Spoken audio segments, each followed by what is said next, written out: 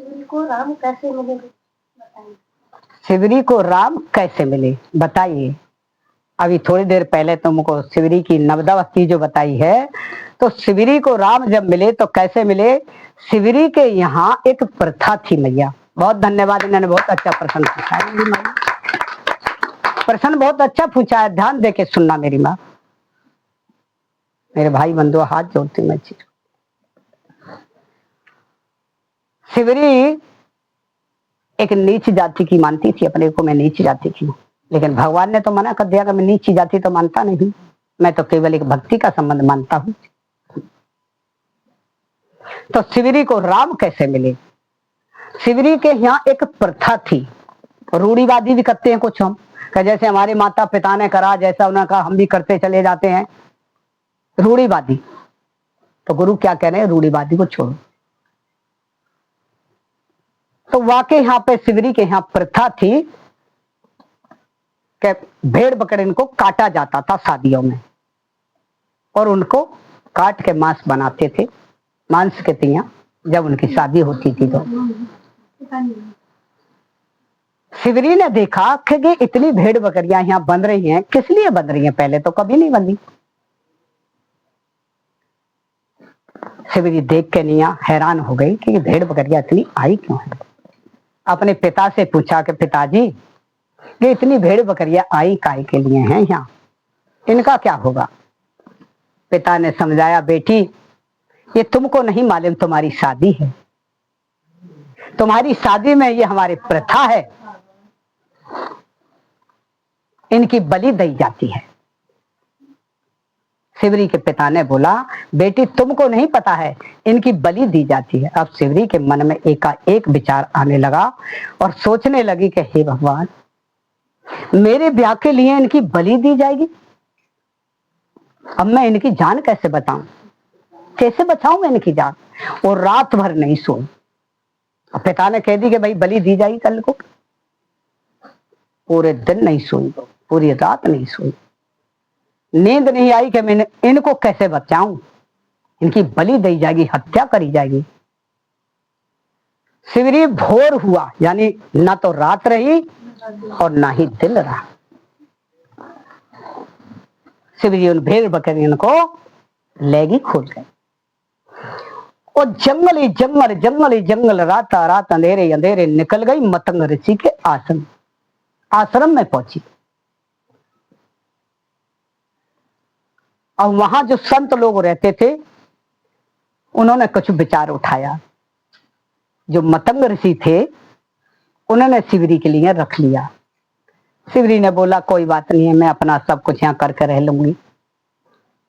शिवरी ने कैसी भक्ति करी, सफाई करती थी, चौका लगाती थी, गाय का दूध काढ़ती थी। क्या हम ऐसे हैं, आज तो हमको शर्म लगती है, बेटियों को भेजने में शर्म लगती है, बहन को भेजने में शर्म लगती है, सत्संग में बैठने के लिए शर्म लगती है। अरे हमको शर्म लगनी चाहिए, तो गलत कार्य से शिवरी ने अपना लिया। सब कहने लगे जहां रहते थे, अरे इसको क्या करोगे, यहाँ पे नीच जाति की है। ऐसे ऐसे भक्त लोग पड़े हैं, संत लोग पड़े हैं कि भक्ति कर रहे हैं और नीच जाति की देख रहे हैं। नीच तो हमारे कर्म हैं, जो मांस मंदरा खाते हैं हम, शराब पीते हैं हम, पर स्त्री गमी, पर पुरुष गमी, नीच तो हम हैं।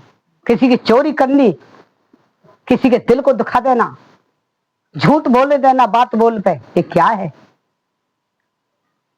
शिवरी रहने लगी तो एक दिन आज शिवरी जल भरने के लिए गई तालाब में से।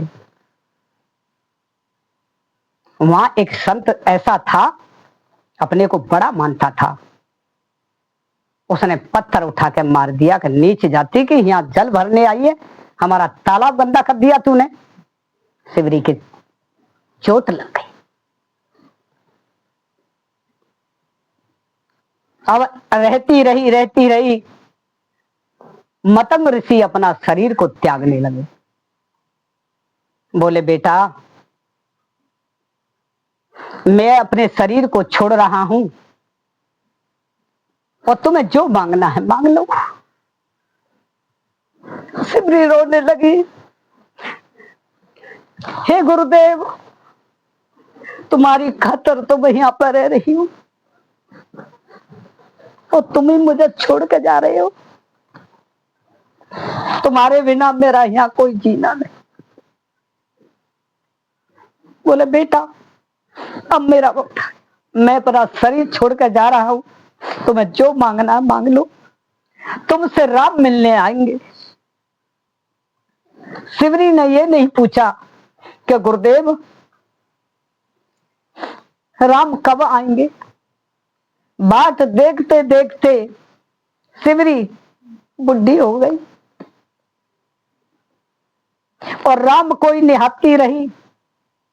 मैया जब राम आए तो शरीर उनका ठेड़ा पड़ गया और नोई कहती रहती मेरे राम मेरे राम मेरे राम।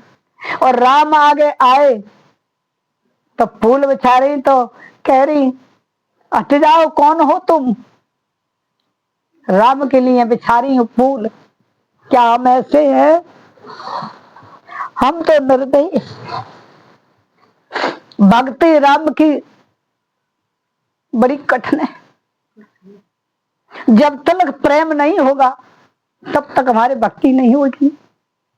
ये शरीर किसी दिन चला जाएगा, ये विनाशी है।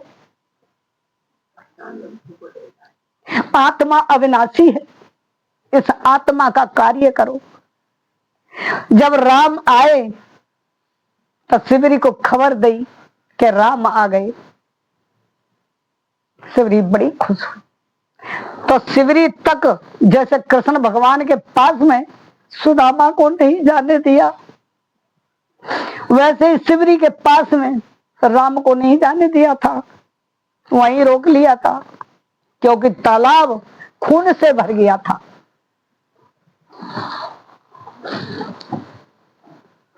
उसको तालाब को सफा करने के लिए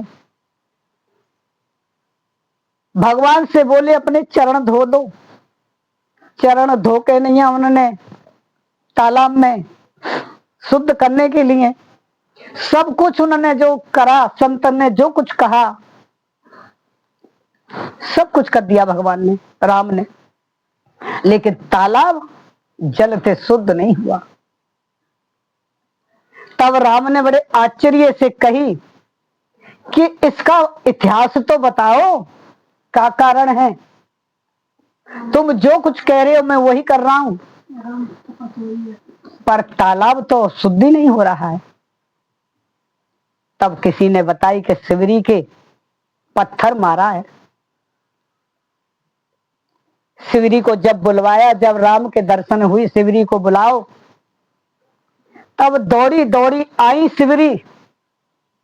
कहनी है ना माता तुम कि शिवरी को राम कब मिले, कैसे मिले? जब भागी राम को सुन के राम आ गए, पट उन्होंने एकदम भागी जैसे पछाड़ खाई सु गिर पड़ी। ठोकर लगी तो वो धूल तालाब में चली गई, तो ली लिया जल, जल हो गया पूरा। इसी मारे गुरु के चरणों के लिए भागते हैं। गुरु के चरण का ऐसे ही मिल जाएंगे? गुरु की कार के नीचे कार निकल जाए, उसे चरण लेना चाहते हैं, क्या चरण मिल जाएंगे? शिवरी की कठिनाई देख ली, कैसे शिवरी ने अपने धर्म को पाला था।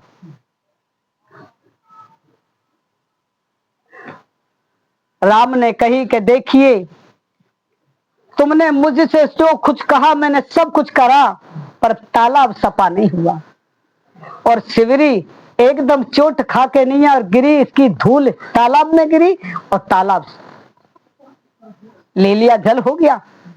तुमने शिवरी के नहीं मारा पत्थर, मेरे हृदय के टुकड़े का पत्थर मारा है। शिवरी के सिर में इतना खून नहीं है जो तालाब भर जाएगा। तब शिवरी लेके आई अपने राम के लिए कि मैं कुछ खिला दूं, कुटिया में आए हैं, मेरे बड़े ऊंचे बाग है जो तुम भजन गाती हो, है ना भैया? उन्हें चाक चाक कर रख रही है कि खट्टा है कि घट्टा है। वहां जाकर लक्ष्मण जी के तीर लगा था, तो मूर्छित हो गए। गोई बूटी बनी जो फेंक कि तुम झूठे खा रहे हो। अरे झूठे ना है, बड़े प्रेम के हैं। प्रेम से जो कुछ खिला दे कोई, वह हमारा झेर भी मतलब बन जाएगा। झेर वो नहीं है जो झेर पिलाया जा रहा है, झेर वो है जो झेर भरी बातें कह रहे हैं।